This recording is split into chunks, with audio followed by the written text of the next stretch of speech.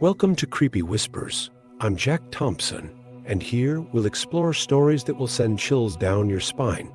Get ready to dive into the unknown, where each whisper hides a secret. Guys, I need to share an experience I had a few months ago that I still can't get out of my head. It's one of those things you can't believe happened to you, you know? It all started when I, as a freelance photographer, always looking for unique places to shoot, decided to visit the famous island of the Dolls in Mexico. I had seen some photos online and thought it would be perfect for my project on unusual places. Little did I know that unusual would be an understatement for what I was about to encounter. I arrived on the island late in the afternoon, thinking it would be a great time to catch that golden light, you know. The place is already bizarre by nature, with all those dolls hanging from trees, but at that time of day, it became even more sinister. I admit I got a bit creeped out, but I thought, this is what will make the photos amazing. I started walking around the island, taking pictures of everything. The dolls were all peeling, some without eyes, others without arms, hanging from branches like rotten fruit. The silence was total. I could only hear the soft click of my camera. Or at least that's what I thought at first. As I walked around the island, I began to notice strange sounds. At first, I thought it was just the wind passing through the trees, you know. But then I started paying more attention. There were creaks and whispers that seemed to come from nowhere. I tried to ignore them, convincing myself that it was just my imagination working overtime because of the macabre environment. But the more I tried not to pay attention, the louder these noises became. It was as if the dolls were talking among themselves in a language I couldn't understand. The sun was already setting, and I still hadn't finished photographing everything I wanted. The light was getting weaker, and the shadows of the trees and dolls began to grow larger, as if they were stretching towards me. I took my flashlight out of my backpack and turned it on, but the battery seemed to be weak. The light flickered from time to time, as if it was about to go out. I started to feel a bit lost, you know. That path I had taken to get there suddenly seemed different in the dark. The dolls that before seemed like just bizarre objects now gave the impression of watching me. I tried to focus on the photos, but it was getting harder and harder to ignore that feeling that something wasn't right. That's when something happened that left me completely frozen. I was walking, trying to find my way back to the boat, when my flashlight flickered strongly and went out completely. At that moment, I tripped on something on the ground, probably a root or stone. I don't know, and fell hard. My camera flew out of my hand, and I heard it hitting the ground. I was desperate. Thinking I had broken all my equipment, I got up a bit dizzy, groping in the dark to find the camera. When I finally found it, I tried to turn on the flashlight again, and it lit up, but very weakly. At that moment, I swear to you, I saw something that made me doubt my own sanity. One of the dolls, which I was absolutely sure was facing the other way when I passed by earlier, was now staring at me. Her eyes, which were the kind that open and close, were wide open, as if she had just awakened. I was paralyzed, looking at her, waiting to see any movement. My heart was beating so hard I could hear it in my ears. I tried to convince myself that it was just my imagination, that I had gotten confused because of the shock of the fall. But the more I looked, the more certain I was that the doll had moved. At that moment, I felt a chill run up my spine, and my instinct screamed for me to run away from there. But my legs seemed frozen. I tried to calm down, took a deep breath, and said to myself, "It's just an old doll. There's no way it could have moved on its own." Still, I couldn't take my eyes off her. That's when I realized that the whispers I had heard before seemed to be getting louder. It was as if they were coming from all directions at once.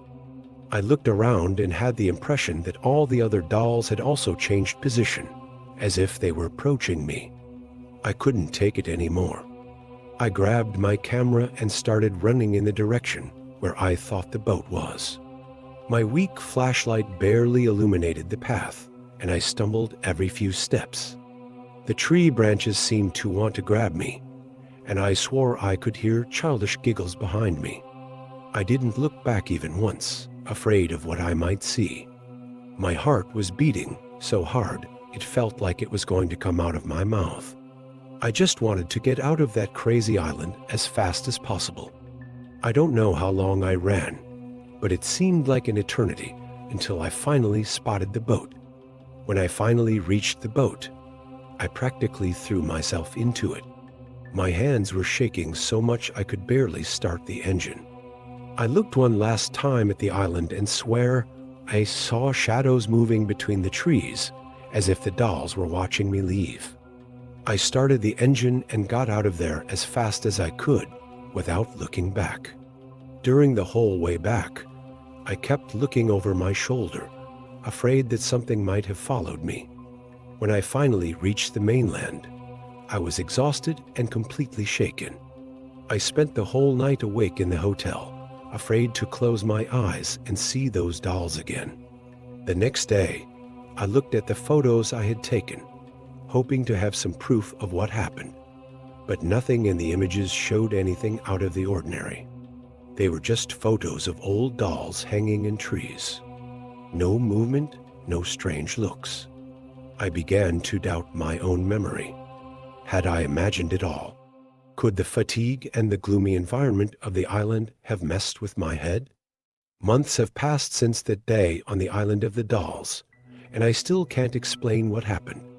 Sometimes when I'm about to fall asleep, I hear those whispers again and wake up startled. I showed the photos to some friends, but no one saw anything strange in them.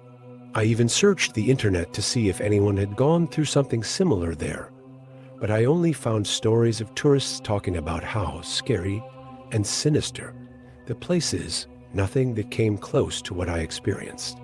The strangest thing of all is that, since that day, I've noticed weird things happening.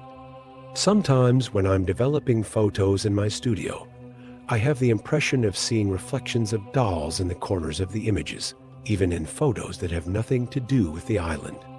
The other day, I was tidying up some old things in the closet and found a doll that I don't remember buying. For a second, I thought her eyes blinked at me. I threw it away immediately. I don't know if I'm getting paranoid or if that island really messed with something in me. I just know that I'll never do a job in a place like that again. Some stories are better left untold, and some places are better left unvisited. I never thought I'd be sharing this story. Seriously, I'm still trying to understand what happened yesterday. I've been a tour guide for over 15 years, specializing in tours of the island of the dolls here in Mexico.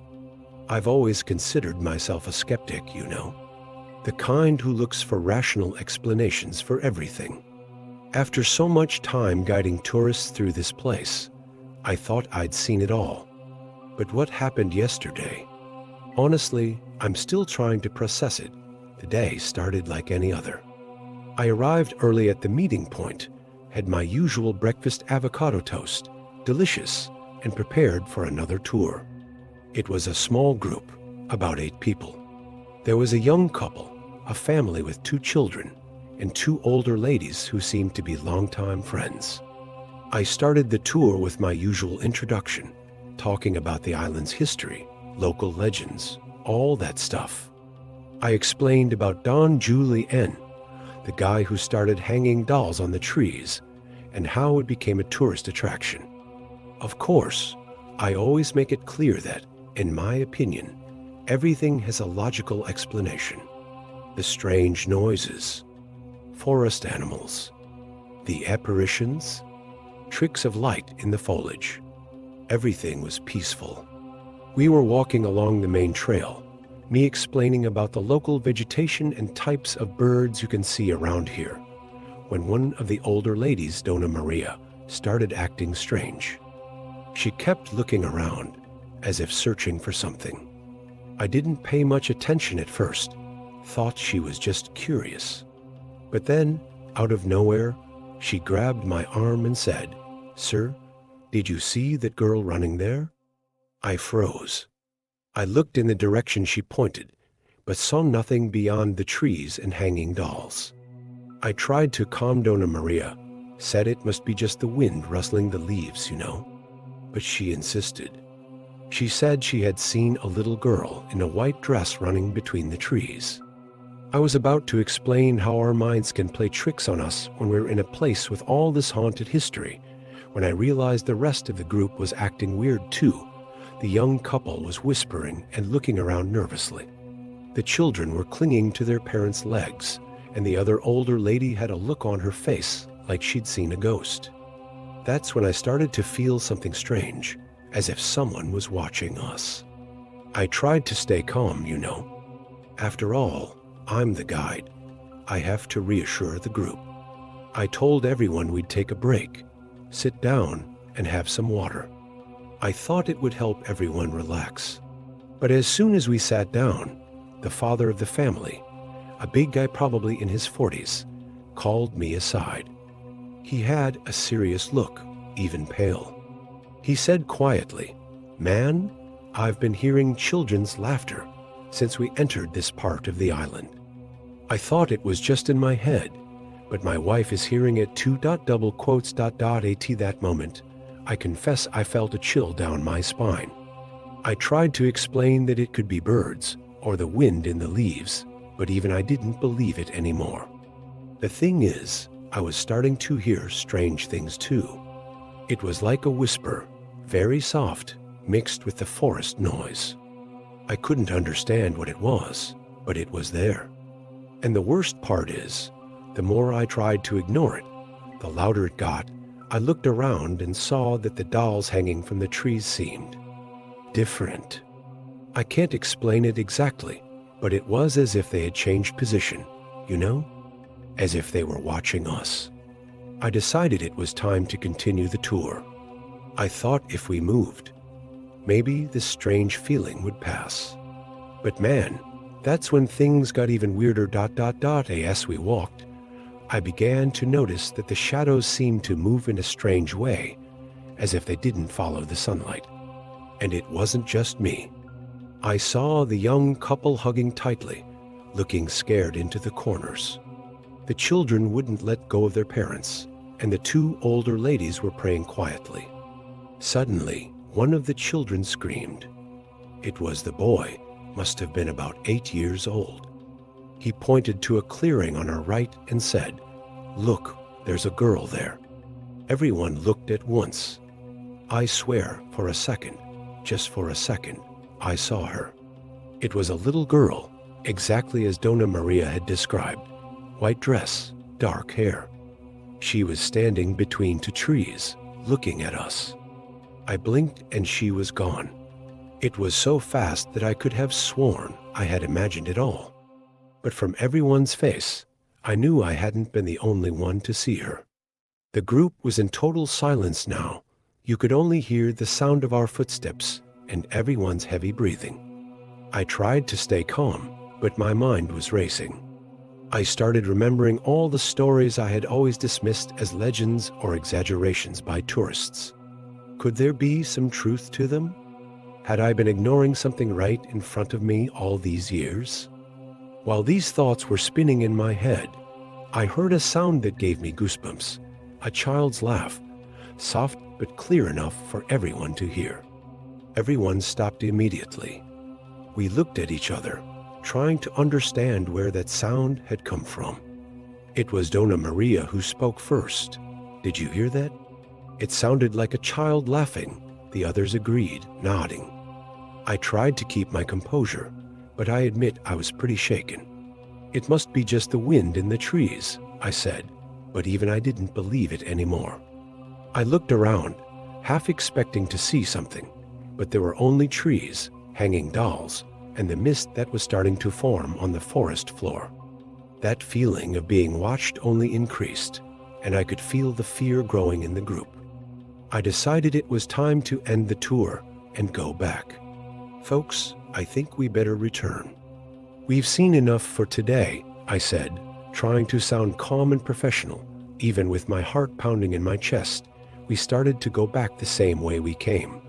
but it seemed like the forest had completely changed. The shadows seemed denser, the air heavier.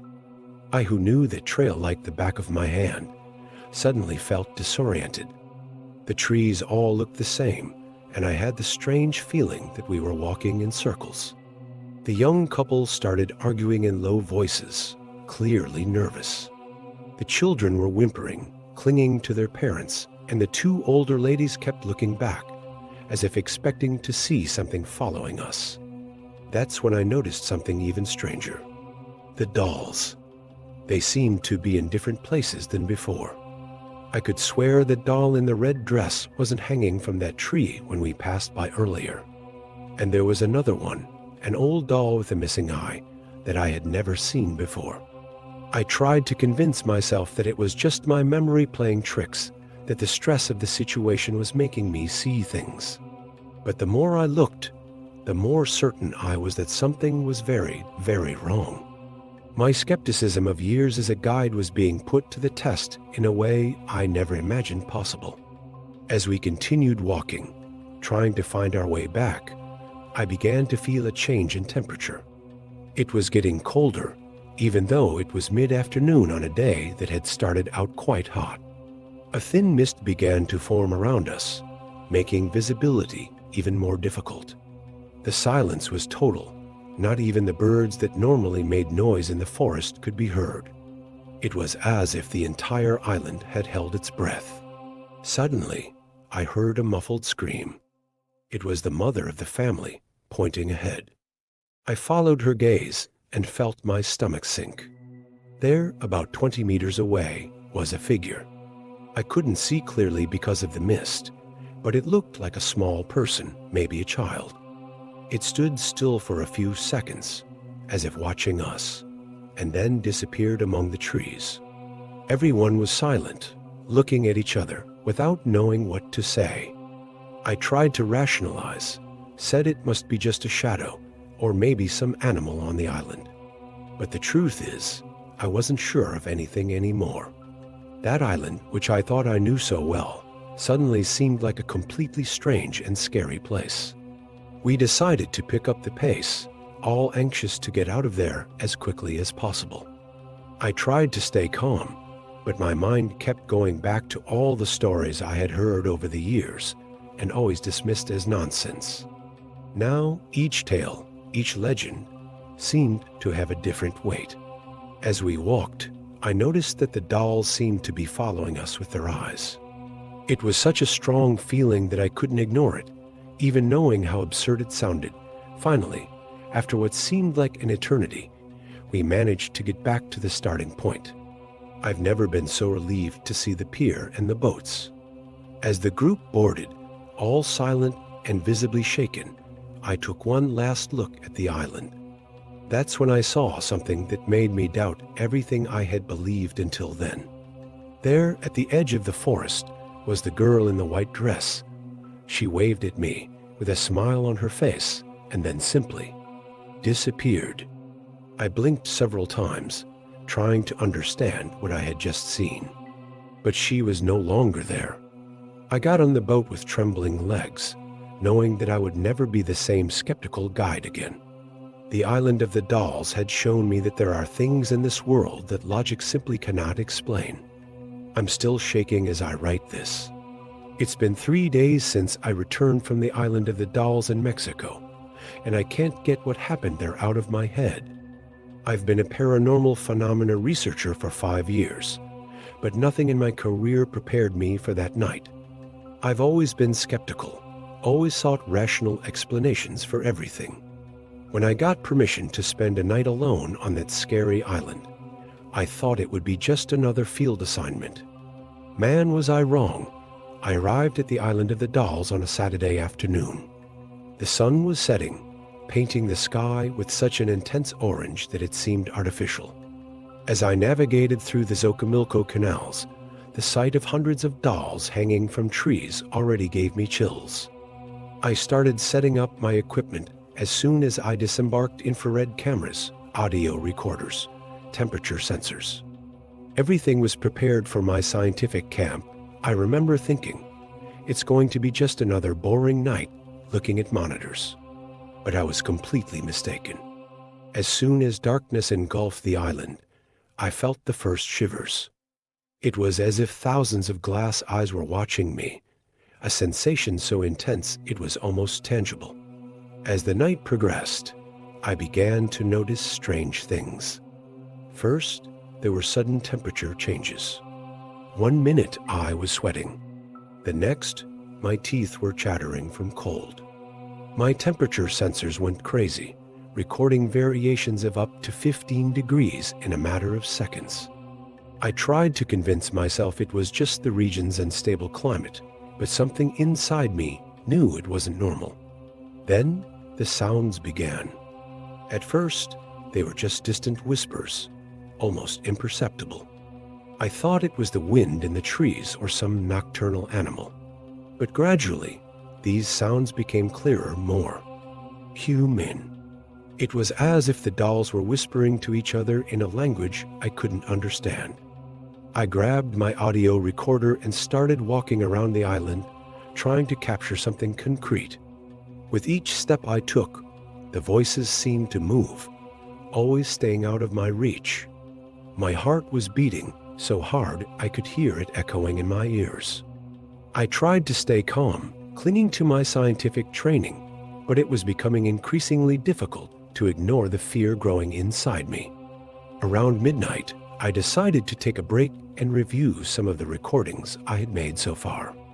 I sat near a tree, surrounded by dozens of hanging dolls, their glass eyes reflecting the light from my flashlight.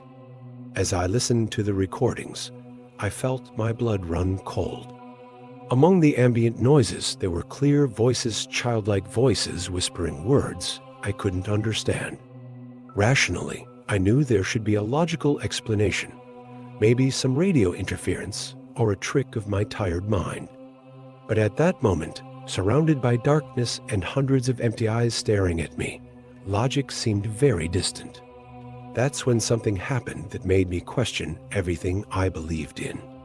While sitting there, frozen with fear listening to the recordings, I saw one of the dolls move out of the corner of my eye. It wasn't a sudden movement, but slow and deliberate, as if it were turning its head to look at me.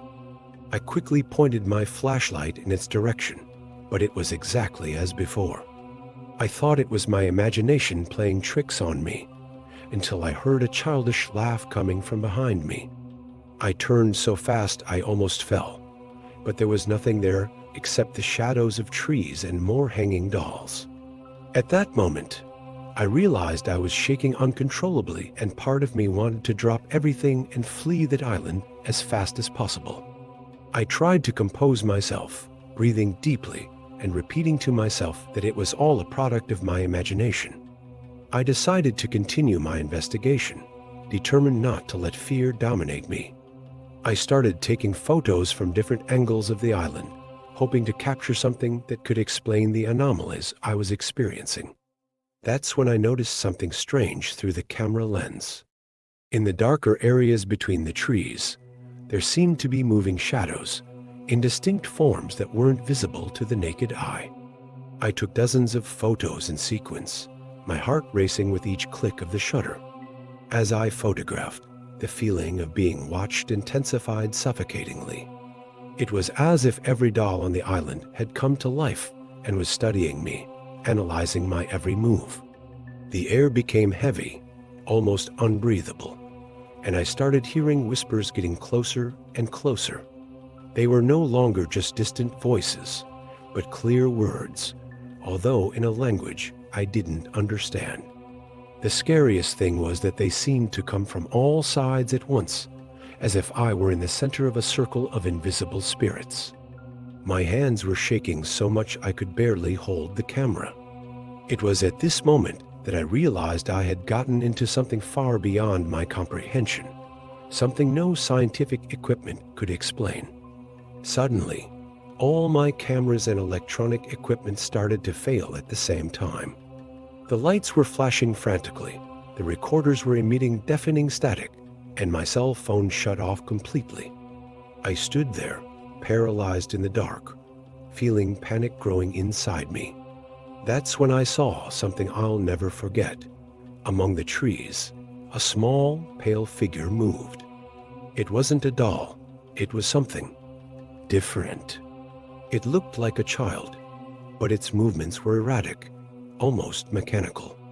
I blinked quickly, and when I looked again, it had disappeared. At that moment, I completely lost control.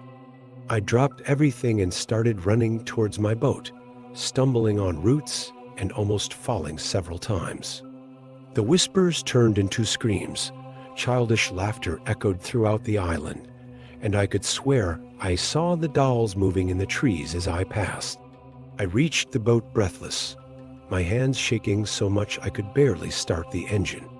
When I finally managed, I accelerated without looking back, wanting only to get as far away as possible from that cursed place.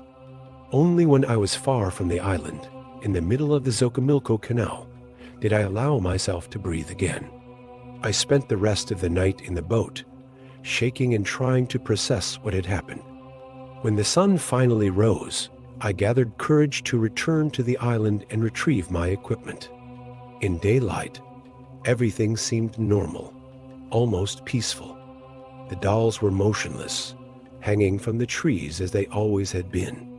There was no sign of the shadows, movements, or voices that had terrified me during the night. Quickly, I gathered my things and left there as fast as possible, swearing never to return. It's been 3 days since that night, and I still can't sleep properly. Every time I close my eyes, I see those dolls staring at me. I hear the whispers and laughter. I've spent hours analyzing the recordings and photos I managed to take, desperately searching for evidence of what I experienced. The audio recordings are full of static and strange noises, and in some of them, I swear I can hear childish voices whispering incomprehensible words. In the photos, there are shadows and shapes that shouldn't be there, things I didn't see with my own eyes that night. I can't explain what happened on the island of the dolls. As a scientist, I want to believe there's a rational explanation for everything, but as someone who lived through that terrifying experience, I know some things are beyond our understanding. One thing is certain: I'll never doubt stories about haunted places again. Some legends exist for a good reason, and some islands should remain unexplored.